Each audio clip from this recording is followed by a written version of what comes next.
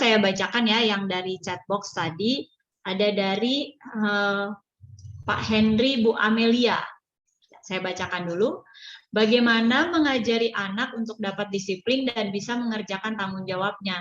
Dibuatkan jadwal, tidak dihiraukan. Makan juga sering terlambat, kalau lapar tidak ambil nasi, tapi cari camilan. Kalau mengerjakan tugas sekolah sendiri juga sangat lama dan harus dipantau. Kalau tidak diawasi hanya mengerjakan soal nomor 1 atau baru menulis judul. Tapi kalau sudah hari weekend, main gadgetnya tanpa bisa berhenti. Terlambat makan, mandi, dan lain-lain. Ya, seperti itu. Mungkin bisa dijawab Pak Jarod. Oke, ya, yang pertama sadari dulu bahwa mendidik anak itu butuh waktu. Paling tidak sampai mereka dewasa psikologis. Laki-laki 22 tahun, wanita 18 tahun. Itu jangka waktu mendidik. Bisa diperpanjang lagi sampai mereka sebelum menikah. Karena begitu menikah, udah keluarga mandiri, kita nggak mendidik lagi, kita coach, mentor. Nah, artinya butuh waktu yang panjang. Ya, tapi nggak boleh dibiarkan. Tapi butuh waktu. Anak nggak tanggung jawab. Sekarang kelas berapa? Misalnya kelas 1 SD. Ya minimal nanti kelas 3 SMP harus sudah tanggung jawab gitu ya. Jadi waktunya panjang banget. Siapkan waktu mental untuk 9 tahun melatihnya. Kenapa? Karena kalau dia misalnya temperamen dasarnya bawaannya memang seorang sanguin. Yang easy going, happy life, ya, lalu pelupa gitu ya. Itu bawaan, tapi bisa berubah. Temperamen dasar itu bahan baku, bukan kesimpulan. Tidak untuk memberi label. Tapi kalau memang dia kecenderungannya itu orang yang menggampangkan, nggak tanggung jawab, pelupa, pegang barang jatuh gitu ya, itu ciri-ciri sanguin banget gitu ya. Tapi dia temannya banyak, pandai bergaul, ceria, cheerful, nggak ada lu, nggak rame, murah hati, pandai berteman, suka memberi. Nah, hal-hal yang kelemahannya itu harus dilatih terus-menerus. Tapi yang pasti dari pertanyaan tadi, dibuatkan jadwal nggak dilakukan. Nah, jangan dibuatkan.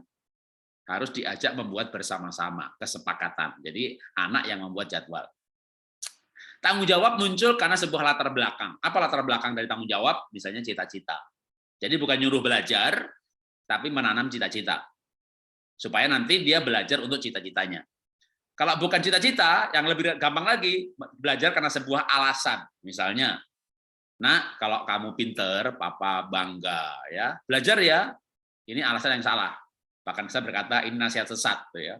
Kalau kamu pinter, papa bangga. Kalau kamu baik, papa bangga. Hidup kok untuk kebanggaan orang tua. Kapan saya hidup untuk diri saya sendiri? Jadi jangan menasihati demi diri sendiri. Kamu jangan nakal ya nak ya, kalau nakal papa malu, papa ini pendeta. Kenapa nggak ganti kerjaan aja? Gitu. Jadi anak bisa jawab ketus gitu ya. Jadi gini, nah kalau kamu nakal, temanmu sedikit. Kalau kamu tidak pandai, masa depanmu susah. Kamu harus belajar nak supaya pandai. Kalau kamu pandai, kamu punya teman banyak, masa depanmu luar biasa. Demi dia, demi dia, demi dia. Berulang-ulang, bertahun-tahun, apalagi dari usia dini. Karena kalau berulang-ulangnya adalah kalau kamu pinter, papa bangga. Kalau kamu dapat beasiswa tuh kayak anaknya Pak Jarod, wih nanti memang saya juga bangga dengan anak saya pinter. Saya sering bercerita kalau saya bangga, tapi saya tidak pernah ngomong kepada anak saya kalau kamu pinter, papa bangga. Saya nggak ngomong loh. Kenapa? Karena kalau kamu pinter, papa bangga. Kamu baik, papa bangga. Bangga punya anak kamu. Berulang-ulang. Lama-lama yang ditangkap anak apa? Oh, sekolah itu kepentingan orang tua supaya orang tua bisa bangga dengan aku gitu ya. Kapan ya saya hidup untuk diri saya sendiri? Ya, hidup untuk diri sendiri itu apa? YouTube, nyanyi, main-main, jalan-jalan. Itu untuk supaya saya senang. Sekolah untuk kebanggaan orang tua. Jadi anak tidak pernah muncul pengertian, keyakinan bahwa sekolah itu kepentingannya. Karena orang tua selalu berulang-ulang mengatakan bahwa kalau kamu pinter, papa bangga. Berarti kepentingannya. Jadi orang itu akan tanggung jawab untuk kepentingannya. Maka hati-hati dengan perkataan. Hidup mati dikuasai lidah, siapa mengemakannya, memakan buahnya, termasuk hati-hati memilih kata-kata dalam memberikan nasihat. Dan itu memang sebenarnya keluar dari hati. Kalau hati Bapak Ibu memang benar akan bangga kalau anaknya pinter, dan itu menjadi yang utama, akhirnya diucapkan terus-menerus. Ya akhirnya anak nggak sadar-sadar kalau sekolah itu demi kepentingan dirinya sendiri. Jadi mulai robah kalimat-kalimat lebih perfect lagi. Orang yang sempurna dalam perkataan, orang yang bisa menguasai lidahnya, itulah orang yang sempurna. Maka mulai kuasai dengan perkataan kita, karena komunikasi adalah perkataan. Untuk memunculkan tanggung jawab anak. Ya, kalau mau yang lebih sustainable, lebih permanen, itu anak punya cita-cita. Dan cita-citanya yang match dengan si anak itu.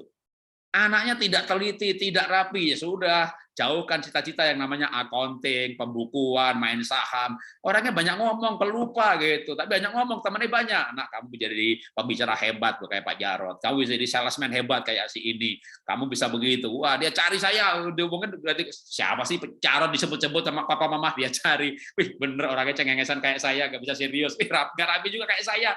Wah, dia baca biografi saya. Orangnya pelupa juga. Wah, kayak saya juga gitu. Akhirnya dia, oke, aku bisa kayak dia gitu ya. Jadi berikan dia cita-cita yang memang match dengan figurnya, dengan kepribadiannya, dengan keunikannya.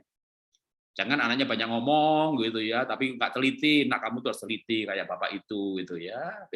Kita beda spesies mah gitu ya. Jadi berikan dia cita-cita yang cocok dengan dirinya. Itu membuat anak nanti akan tanggung jawab karena itu cita-citanya, karena itu kepentingannya. Dan ini terus dilatih ya, sehingga dia akan. Tapi kalau saya tadi pertanyaan lanjutannya kan bagaimana kalau anaknya pelupa segala macam gitu. Itu butuh latihan ya. Anak jangan dihukum karena sebuah kelupaan. Anak boleh didisiplin. Saya termasuk orang yang memberikan, saya termasuk pengajar yang mengajarkan mendisiplin anak itu boleh. Saya tidak setuju dengan parenting tanpa hukuman, tanpa teriakan, tanpa itu ya. Alkitab berkata hukum. Tapi hukuman itu kalau anak, seperti Alkitab katakan, Amsal 15 ayat 10, kalau anak meninggalkan jalan Tuhan. Jadi kesalahannya berupa dosa. Bohong, nipu, nyuri, berontak orang tua.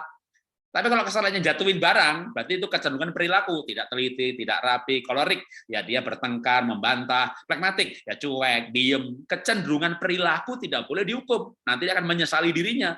Merasa salah diciptakan. Kecenderungan perilaku itu dilatih. Pak, gimana Pak taunya Pak? Mana kecenderungan perilaku, mana yang dosa? Ya belajar Alkitab nanti tahu dosa itu apa. Kecenderungan perilaku, belajar keunikan anak. Ya, sanguin, pragmatik, melankolik, kolerik. Ini ilmu yang paling gampang dah, cuma dibagi 4 macam. Kalau saya mempelajari keunikan anak saya, pakai Myers-Briggs Type Indicator (MBTI), membagi manusia dalam 16 macam. Tambah lagi pakai neuroscience, otaknya tadi kognitif atau otaktif. Waduh, kita mengerti keunikan anak, kita bisa ngomongnya pas, nasihatnya pas, memberikan cita-cita juga yang pas. Udah, anak akan setuju dengan cita-cita yang kita berikan alternatifnya. Yang ini Pak, asik Pak, bener. Oke, yes, udah dia semangat untuk cita-citanya. Ya, jangan memberikan cita-cita impian orang tua, karena anak bukan milik orang tua, anak miliknya Tuhan. Dan Tuhan punya rencana untuk si anak. Rencana Tuhan pasti sesuai dengan keunikan yang Tuhan ciptakan pada anak itu. Maka selain relasi, keunikan anak juga sebenarnya adalah sebuah fondasi untuk kita melakukan gaya parenting yang tepat bagi anak. Ya, Tuhan memberkati.